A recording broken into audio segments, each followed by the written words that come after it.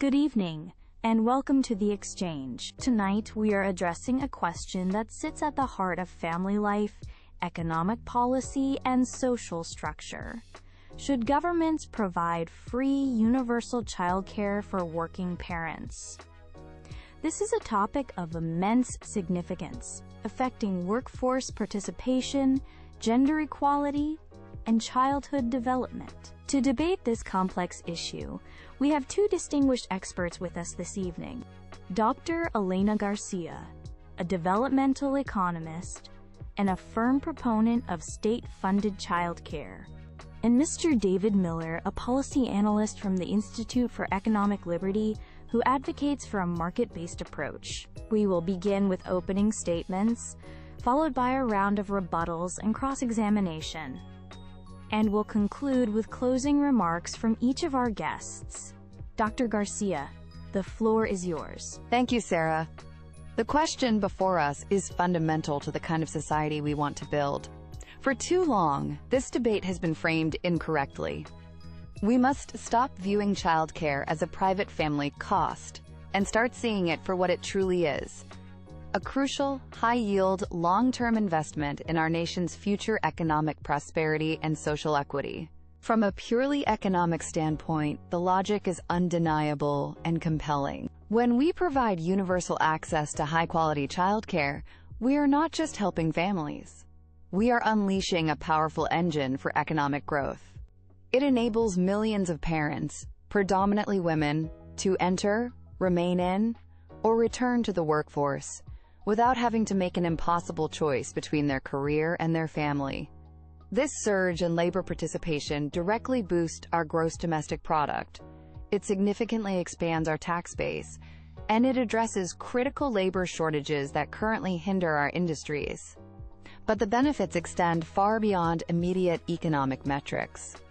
Consider the profound, scientifically backed impact on child development. High-quality early childhood education is not mere babysitting. It is a foundational pillar for lifelong learning.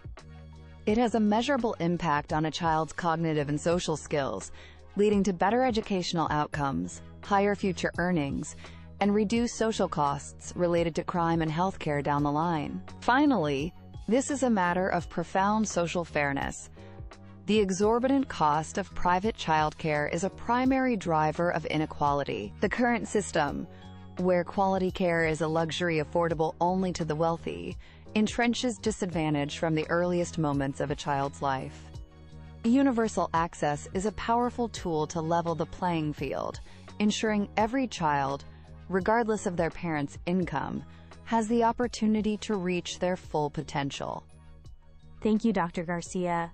Mr. Miller, we now turn to you for your opening statement. Thank you, Sarah. Let me be clear from the outset. No one here disputes that finding and affording quality childcare is a significant challenge for modern families. The issue is not the problem, but the proposed solution. A massive state-run and so-called free system is an economically hazardous and philosophically misguided response. First, let's be honest about the word free. It is a dangerously misleading term. Nothing provided by a government is free. This program would be paid for by the citizens, necessitating substantial, unavoidable, and permanent tax increases for everyone. This includes single individuals, young couples without children, and older families whose children are grown. All would be compelled to subsidize this new universal entitlement. We must ask the tough questions. From which existing public services will we divert billions of dollars? Will it be healthcare, infrastructure, or national security that pays the price? Secondly, we must consider the inevitable consequence of such a policy: the creation of a vast, inflexible, and inefficient government bureaucracy. When the state becomes the primary provider and funder, it risks creating a rigid, one-size-fits-all monolith. This model stifles the innovation, competition, and diversity of options that a healthy private market provides, potentially leading to lower quality care and fewer choices for parents.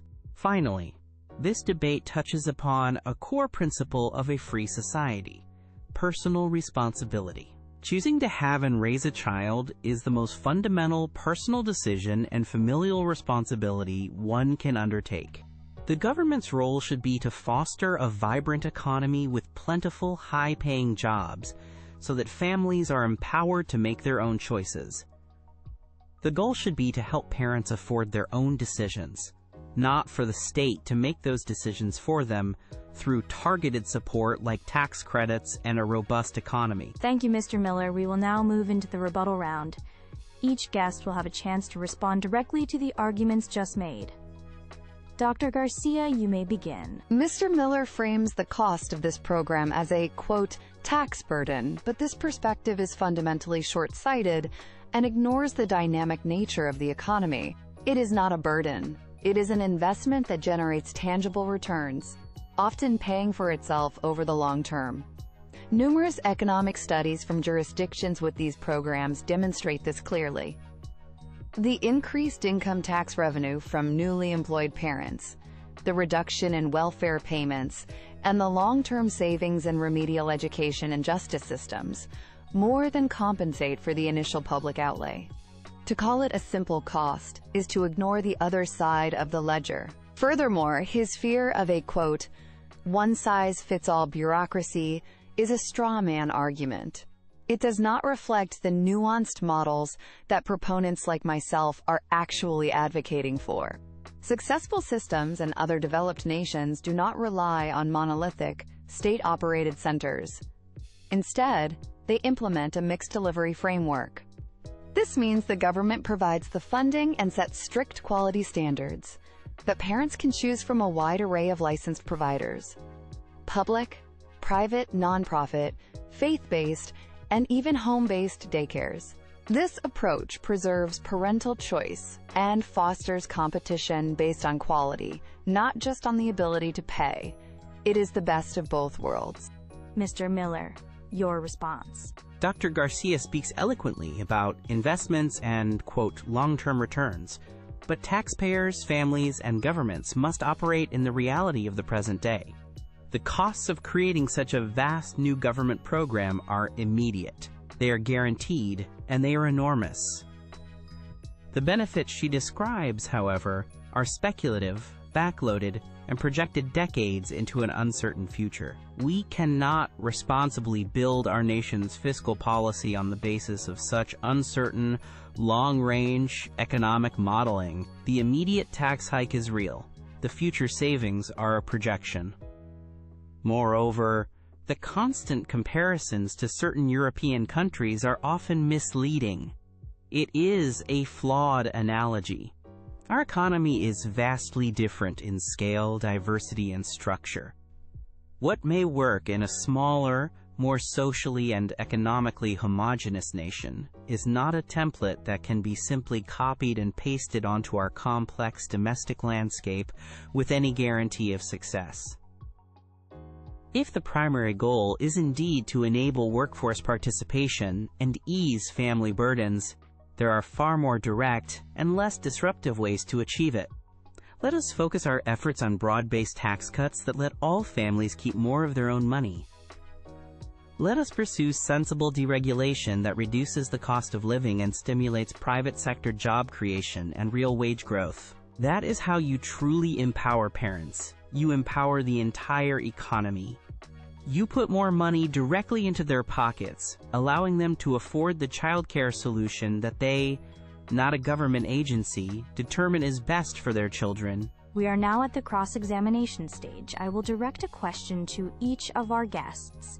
Mr. Miller, I will start with you. You advocate for market-based solutions and targeted support like tax credits. However, critics argue that for low-income families, the cost of quality childcare can consume a truly prohibitive portion of their income, sometimes more than housing.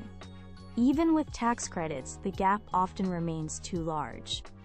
How does your approach specifically and effectively prevent these families from being locked out of the workforce or forced into substandard care? That is a critical question, Sarah, and it highlights why a multi-pronged, market-oriented approach is superior to a single government mandate. My approach is not one single action, but a comprehensive strategy to attack the problem from multiple angles. First, the support must be properly designed. Tax credits need to be substantial, means-tested, and most importantly, refundable. A refundable credit means that if the credit amount is larger than the taxes a family owes, they receive the difference as a direct cash payment. This provides real, tangible cash support to the lowest-income working families, directly offsetting their childcare costs. Second, we must actively incentivize businesses to become part of the solution. The government can offer significant tax breaks and grants to companies that provide on-site childcare facilities or offer their employees flexible childcare stipends as part of their benefits package. Finally, and this is crucial, we must address the supply side of the equation. Onerous and often duplicative regulations can dramatically drive up the operating cost of a childcare facility, and these costs are inevitably passed on to parents. By streamlining these regulations while, of course, maintaining core health and safety standards, we can lower the barrier to entry for new providers. This increases the number of available childcare spots and fosters healthy competition, which naturally helps to control and even lower prices for everyone. Thank you, Mr. Miller. Dr. Garcia, my question for you addresses the issue of quality. A common concern with large-scale, government-funded programs is the risk of declining quality and a lack of innovation over time. When the government is the primary funder, some fear the system will gravitate towards a uniform, minimum standard. What specific mechanisms would you propose to ensure that a universal childcare system maintains high standards of excellence and offers genuine, meaningful choice to parents, rather than becoming a monotonous, baseline service? That is an excellent and absolutely vital point, Sarah. Quality assurance is not an afterthought. It must be the central pillar upon which the entire system is built. A universal system without a guarantee of high quality is not worth pursuing. The foundation of the system would be a set of rigorous, evidence-based national standards. These would cover everything from health and safety protocols to educator-to-child ratios, curriculum guidelines, and learning environments. To enforce these non-negotiable standards, we would establish a robust system of regular, independent, and transparent inspections. The detailed results of these inspections must be made publicly available and easily accessible online, allowing parents to make informed decisions. Crucially, as I mentioned in my rebuttal, the system must be built on a mixed delivery model to maximize choice and encourage quality-based competition. Parents would receive a government subsidy that they can use at any licensed provider that meets the national quality criteria. This means they can choose the setting that best fits their child's needs, be it a large public center, a small private nonprofit, a Montessori school, or a local home-based daycare. This creates a marketplace where providers compete for parents by offering superior quality, not just a lower price. And finally, the single most important factor in guaranteeing quality is investing in the childcare workforce. We must ensure that early childhood educators are well-trained, professionally certified, and paid a living wage that reflects the profound importance of their work. A system is only as good as the people within it. Thank you both. We now move to your closing statements. Mr. Miller, you may conclude. Tonight, we have discussed two profoundly different visions for how to support families in our country. My opponent's vision, though well-intentioned, involves a massive expansion of government control, funded by permanent, broad-based tax hikes on all citizens. It is a vision that I believe risks creating a low-quality, inflexible bureaucracy that ultimately limits the very parental choice it claims to support. I believe in a different path, one that trusts families, empowers communities, and unleashes the power of a free and dynamic economy. Let's pursue policies that foster real economic growth, reduce the overall tax burden, and provide smart, targeted, and effective support to those who need it most, without placing the entire population under a new tax regime. Let's strengthen a family's ability to make its own decisions, not transfer that fundamental right and responsibility to the state. The path to prosperity and true choice is through economic freedom and personal empowerment, not government dependency. Thank you, Mr. Miller. Dr. Garcia, your closing statement. Mr. Miller's closing arguments focus exclusively on the perceived costs and risks, but in doing so, they completely ignore the enormous and ongoing cost of our inaction. The status quo is not free. It is incredibly expensive. Every day we delay, we are actively holding back our economy by sidelining skilled workers. Every day, we are limiting the professional and personal potential of millions of women. And every day, we are failing to provide our children with the strong start they deserve. Providing universal access to high-quality childcare is not a radical fringe idea. It is the most sensible, forward-thinking, economic and social policy available to us.